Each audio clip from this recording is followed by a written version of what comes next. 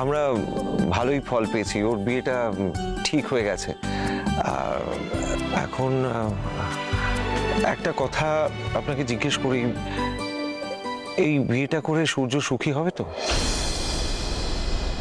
দেখো, জন্ম মৃত্যু বিয়ে বিধাতার লিখন, তাই বিয়ের পরে তোমার ছেলে সুখী হবে কিনা এটা একমাত্র ঈশ্বরই জানে। তুমি ঈশ্বরের উপরে ভরসা রাখো, নিশ্চয়ই উনি সুখী করবেন। অসুখী হওয়ার কারণ তো কিছু নেই। আমার ছেলে সূর্য, যার সঙ্গে বিয়ে ঠিক হয়েছে, মানে যেই মেয়েটি, তার বাবা তো যে সে লোক নন, উনি একজন মিনিস্টার। তার একমাত্র মেয়ে হলো ডিনা, যেমন শিক্ষিত তেমনি রূপসী। আর সূর্যর ওকে খুব পছন্দ হয়েছে, তাই এখানে অসুখী হবার কোনো প্রশ্নই ওঠে না। ইন্দ্র, বিয়ের আগে তোমার বাড়ির প্রথা অনুযায়ী মঙ্গল কলসের পুজোটা কিন্তু করে নিও।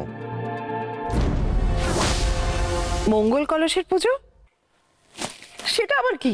একটা মাটির কলসিতে গঙ্গা জল ভরে সূর্য ওঠার আগে একটা উঁচু জায়গায় ঝুলিয়ে রাখতে হবে। এমন ভাবে ঝুলিয়ে রাখতে হবে যাতে সূর্যের প্রথম কিরণ ওই জলের উপরে পড়ে।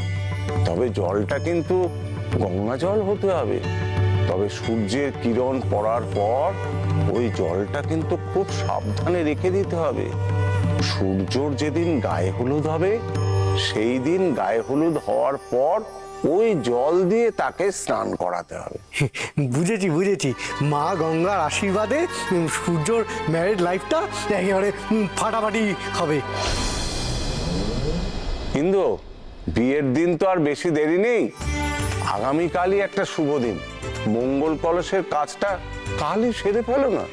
ঠিক আছে গুরুদেব, আপনাকে কিন্তু আসতে হবে। আমাকে তো আসতেই হবে।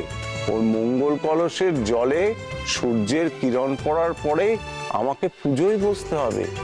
তবে ইন্দ্র, খুব সাবধান, ওই জল যেন মাটিতে না পড়ে, বা ওই মঙ্গল কলস যেন ভেঙে না যায়।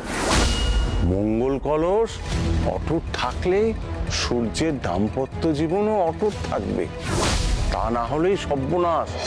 সূর্যকে কিন্তু ওই দিন মঙ্গল কলসের সামনে উপস্থিত থাকতে হবে। না না গুরুদেব, আমি সতর্ক থাকবো। বেশ, তাহলে আমি আসি। Hello mister Menon, what's up?